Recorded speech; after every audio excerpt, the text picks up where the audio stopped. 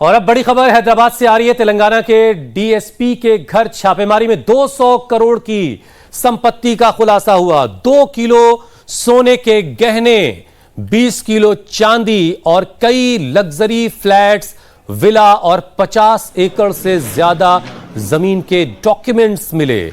ACB ने DSP पर आय से ज्यादा संपत्ति को लेकर के केस दर्ज किया था। उसी की जांच में ये सारी बातें सामने आई। एसीबी का कहना है कि डीएसपी संकी रेड्डी ने अपनी नौकरी के दौरान भ्रष्टाचार और अन्य गैर कानूनी तरीकों से भारी संपत्ति जुटाई। इस मामले में एसीबी की टीमों ने एक साथ 16 जगहों पर छापेमारी की। इसमें डीएसपी का घर और उनके रिश्तेदारों, दोस्तों, कथित बेनामीदारों और सहयोगियों से जुड़ी संपत्तियां जुटाई। अधिकारियों के मुताबिक अचल संपत्तियों की मार्केट वैल्यू 200 करोड़ रुपए से ज्यादा होने का अनुमान है। हालांकि उनकी रजिस्टर्ड कीमत इससे कहीं कम है। जांच टीम को तलाशी के दौरान घर से विदेशी शराब की 23 बोतलें भी मिली हैं। भ्रष्ट डीएसपी के ठिकानों पर लगातार रेड जारी है, जिसमें कई और बड़े खुलासे अभी हो सकते हैं। डीएसपी के ठिकानों में छापेमारी के दौरान जो कुछ मिला वो अधिकारी के इनकम से तो नहीं खरीदा जा सकता। छापेमारी में क्या क्या मिला है, जरा वो भी एक बार फिर से आप जानिए।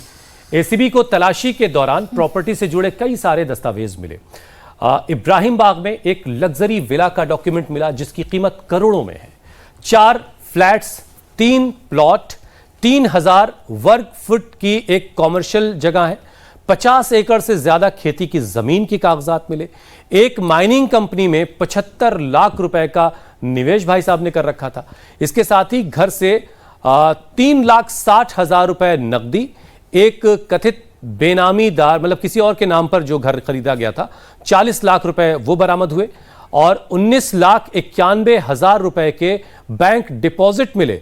ये इसके अलावा जो और चीजें हैं उसमें सोने चांदी के गहने ग्राम में नहीं है, किलो के हिसाब से मिले हैं।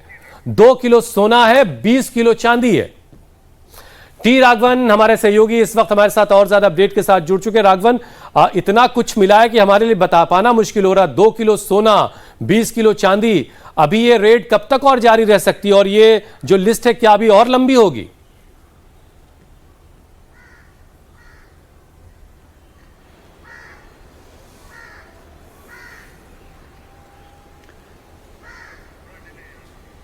ये देखिए, एसीबी के अधिकारियों की टीम जो इस रेड को अंजाम दे रही थी, उन्होंने भी जब ये कहा कि जब हमने उन कागजात को खंगाला तो हमारी भी आंखें फटी की फटी रह गई, क्योंकि 20 ऐसे अलग अलग इन्वेस्टमेंट्स का पता चला है जिसमें जैसे आपने जिक्र किया लग्जरीज विलास के अलावा प्लॉट्स, लग्जरी अपार्टमेंट्स और एक कंपनी में, कंस्ट्रक्शन कंपनी में 75 लाख का इन्वेस्टमेंट। एक डीसीपी जो फिलहाल पुलिस कंप्यूटर सर्विस विभाग में कार्यरत हैं, उनके पास इतनी संपत्ति कैसे आ सकती है अगर एक वो सरकारी कर्मचारी हैं। इसी वजह से शक होने पर, टिप ऑफ मिलने पर लगातार उनके 16 ठिकानों पर अलग अलग रेड की गई और रेड अभी भी जारी है। जैसा आपने बताया कि इतनी संपत्ति जो उन्होंने अर्जित की है, न सिर्फ तेलंगाना में बल्कि कर्नाटका में, यहां पर देवनहल्ली के पास भी उनका एक लग्जरी रिसोर्ट जहां पर बनाया जा रहा है, वहां पर भी उन्होंने एक प्लॉट खरीदा है। ऐसी सूचना जो है एसीबी की जांच में सामने आई है। वाकई में यह चौंका जाने वाली खबर है और आपको यह याद होगा कि पिछले कुछ दिनों से लगातार तेलंगाना में अलग अलग भ्रष्ट सरकारी अधिकारियों के यहां पर रेड्स की जा रही है और अथाह संपत्ति का पता चल रहा है।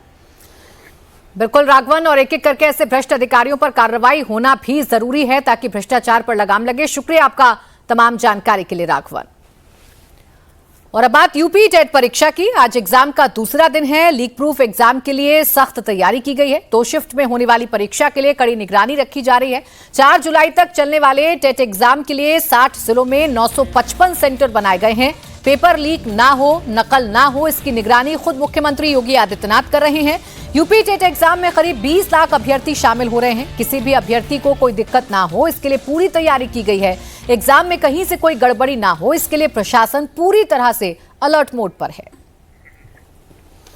एग्जाम में नकल रोकने के लिए सारे उपाय किए गए हैं। छात्रों का बायोमेट्रिक वेरिफिकेशन हो रहा है, साथ ही ड्रोन और सीसीटीवी के जरिए हर एक सेंटर पर निगरानी रखी जा रही है। सेंटर पर बड़ी संख्या में पुलिस फोर्स के जवान हैं। सोशल मीडिया पर भी नजर रखने के लिए साइबर टीमें तैनात हैं। हर अभ्यर्थी की तलाशी सघन तौर पर ली जा रही है। एग्जामिनेशन हॉल में मोबाइल फ़ोन, ब्लूटूथ डिवाइसेस और दूसरे किसी भी गैजेट को ले जाने पर पाबंदी भी है। और आज दूसरा दिन यूपी टेट के एग्जाम का है। अब प्रशासन के अलर्ट रहने का नतीजा है कि यूपी टेट परीक्षा के पहले दिन 15 सॉल्वर पकड़े गए। परीक्षा के दौरान आयोग के AI integrated control command room से सभी परीक्षा केंद्रों की लाइव निगरानी की गई और इसी दौरान एआई कैमरे की मदद से पहली पाली में 7 और दूसरी पाली में 8 फर्जी परीक्षार्थी पकड़े गए, जिसके बाद इन्हें पुलिस को सौंपा गया, जहां पुलिस अब पकड़े गए आरोपियों के खिलाफ कार्रवाई करने में जुट गई है।